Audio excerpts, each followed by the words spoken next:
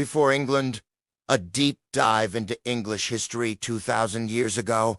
Before England had a name, long before the bustling cities of London, Manchester, or York. Long before kings and queens ruled over green isles and castles dotted the landscape. The land we now call England was a very different place. 2,000 years ago, around the 1st century, this region was not yet England. It was a wild, tribal land, covered in thick forests, windswept moors, and sacred groves. It was a place of mysticism, warfare, and transition, caught in the shifting tides of history. This video takes you deep into that time too, when Bede was on the cusp of being reshaped forever by the rise of one of the greatest empires the world had ever seen, Rome. The Celtic world. Life before the Romans. Who were the Bio 1 AD? The dominant inhabitants of Britain were Celtic tribes, commonly referred to as Britons. They had migrated to the British Isles centuries earlier, part of a larger Indo-European group that spanned much of Western Europe. These tribes were not a united people. Instead, they were divided into dozens of clans and kingdoms, including the Iceni in East Anglia, the Trinovantes in modern Essex, the Cudavelani in the southeast, the Durotriges in the southwest, the Brigantes in northern England. Each tribe had its own leadership, usually a king or chieftain, and engaged in frequent warfare with others. Society and structured Celtic society was tribal and hierarchical, with a strong warrior culture. The aristocracy controlled land, cattle, and labor, and their wealth determined their influence. The Druids, a class of priests, judges, and philosophers, held immense power, especially in religious and legal matters. Women, interestingly, had more rights in Celtic Britain than in many ancient societies. They could own property, lead tribes, and even go to war. Most Britons lived in round houses, circular structures made of timber, wattle, and thatch. Farming was central to life, with crops like barley and wheat, and domesticated animals like sheep, pigs, and cattle. The Celts were skilled artisans, producing pottery, jewelry, weapons, textiles, and dyes. Religion and rituals there, religion was animistic and polytheistic. Rooted in nature, sacred groves, rivers, and hills were believed to be inhabited by gods and spirits. Rituals often took place in nature rather than temples. Evidence suggests that human sacrifice may have occurred in some rites, although Roman sources may have exaggerated this. Rome arrives. The first contact, Julius Caesar's expeditions, the first known. Roman contact with Britain occurred in 55 BC, when Julius Caesar led an expedition across the English Channel. This was not a full invasion, but a military reconnaissance. He returned the following year in 54 BC, encountering fierce resistance from tribal warriors. Although Caesar claimed victory, he left soon after, and no permanent Roman presence was established at that time. The Britons had held off the world's most powerful army for now. The Roman conquest. Claudius takes Britain. Why invade Britain? The real invasion came almost a century later, in 43 AD, under Emperor Claudius. The motives were strategic and political.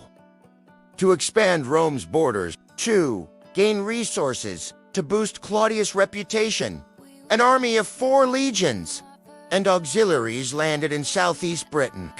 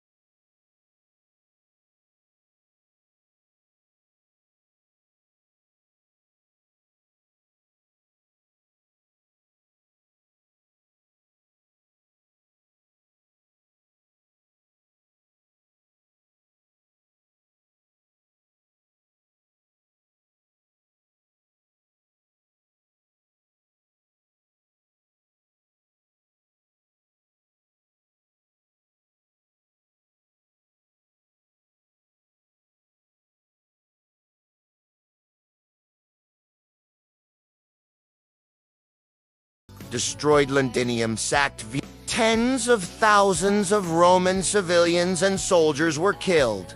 Her defeat and legacy eventually, Roman governor Suetonius Paulinus regrouped his legions and decisively crushed Boudica's forces. Boudica died possibly by poison. To avoid capture, but became a symbol of resistance and British pride for centuries to come. Roman Britain. A new civilization, Romanization of Britain once resistance was suppressed. Britain entered a period of Romanization. Latin became the official language of government. Roman law replaced tribal justice. Trade flourished with the rest of the empire. Many Britons adapted to Roman life. Wearing togas, building villas with hypocaust heating, practicing Roman religions and cults. Economy and infrastructure Rome brought. Aqueducts and baths. Coins and currency, extensive road networks, military outposts like Hadrian's Wall. Built in 122 AD to defend against northern tribes. Religion and Christianity. By the 3rd and 4th centuries, Christianity had reached Britain. Coexisted with traditional Roman and Celtic gods. One of the earliest known British Christians is Saint Alban, martyred in the 3rd century. The fall of Roman Britain, the empire weakens by the early 5th century. The Roman Empire was weakening due to barbarian invasions in Europe, civil wars, economic collapse in 410. Rome officially withdrew from Britain, leaving the Britons to defend themselves. The legacy of Roman Britain, even after the Romans left, it permanently changed the island. Cities, roads, and language evolved. Christianity remained tribal. Kingdoms eventually gave way to new powers like the Anglo-Saxons and Jutes, who would shape the Anglo-Saxon era. The blend of Celtic, Roman, and later Germanic cultures laid the foundation of England as a nation. The birth of Anglo-Saxon England.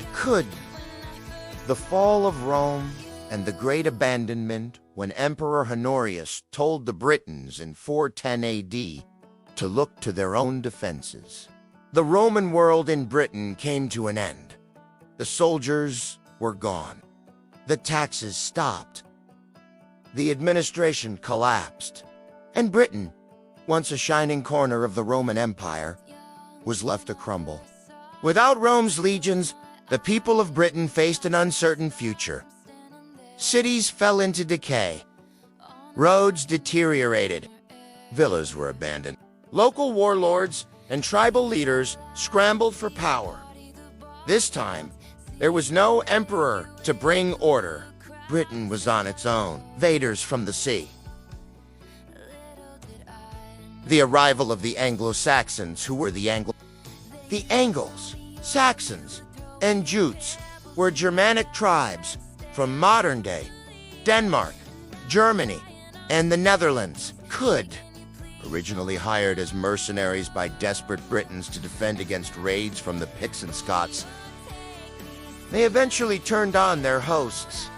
The invasion begins according to later chroniclers like Gildas and Bede. The Anglo-Saxons came in waves, landing on the eastern and southern coasts, establishing settlements, driving the native Britons westward. This was not a coordinated invasion, but a slow migration and conquest. Some historians call it a cultural replacement, others a violent takeover. The Dark Ages, this time is often referred to as the Dark Ages, not because it was all misery, but because written records were scarce. But archaeology tells the story. Graves, pottery, weapons, and settlements show a dramatic shift in culture. The rise of the Anglo-Saxon kingdoms over the next few centuries. Anglo-Saxon tribes formed powerful kingdoms. The Heptarchy, 7 kingdoms of England: Northumbria, Mercia, East Anglia, Essex, Sussex, Wessex, Kent. Each kingdom had its own king and warrior elite, fortified settlements, tribal law codes, a mix of pagan and eventually Christian influences. Wessex and Northumbria became the most powerful at different times. Christianity returns mission from Rome in 597 AD. Pope Gregory the Great sent a missionary named Augustine to England. He landed in Kent, where King Ethelbert, a pagan, ruled. Ethelbert's wife, Queen Bertha, was a Christian Frankish princess. Impressed by Augustine and his message, Ethelbert converted to Christianity, making Kent the first Christian Anglo-Saxon kingdom. This began the Christianization of England, which spread over the next century, often mixed with local customs. Monasteries and learning monasteries became centers of learning, art, medicine, history. Famous monasteries included Good Lindisfarne, Jarrow, home of the great historian Bede. Clashes with the Britons and Celts. Though the Anglo-Saxons conquered much of eastern and southern Britain, they never fully subdued the western regions. Wales, Cornwall, Scotland there. The native Britons, often Christian, continued to resist. Many legends from this time speak of heroic resistance, the most famous being the legend of King Arthur. While it's debated whether Arthur was real, the stories represent a memory of native resistance to the invading The Venerable Bede and the English Identity, the first English historian around 731 A monk named Bede completed his masterwork, The Ecclesiastical History of the English People. Bede was the first to speak of the English as a unified people. Despite the many kingdoms, he introduced terms like Angli, Anglorum gens, and used a DBC dating still used today. Bede's work helped lay the intellectual and religious foundation for an English national identity. Trouble on the horizon. The Vikings are coming by the late 700s. A new storm was brewing. In 793 AD, the first recorded Viking raid struck the monastery of Lindisfarne in Northumbria. The Anglo-Saxon world would never be the same. Conclusion from tribes to kingdoms between 410 and 808 could. The British Isles transformed. Roman cities fell into ruin. Germanic warriors became kings. Christianity returned and reshaped the culture. A sense of Englishness began to emerge. It was a time of struggle, but also of rebirth.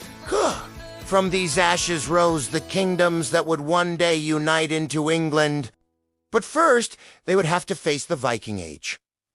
A time of fire, fear, and fierce resistance. Thanks for watching.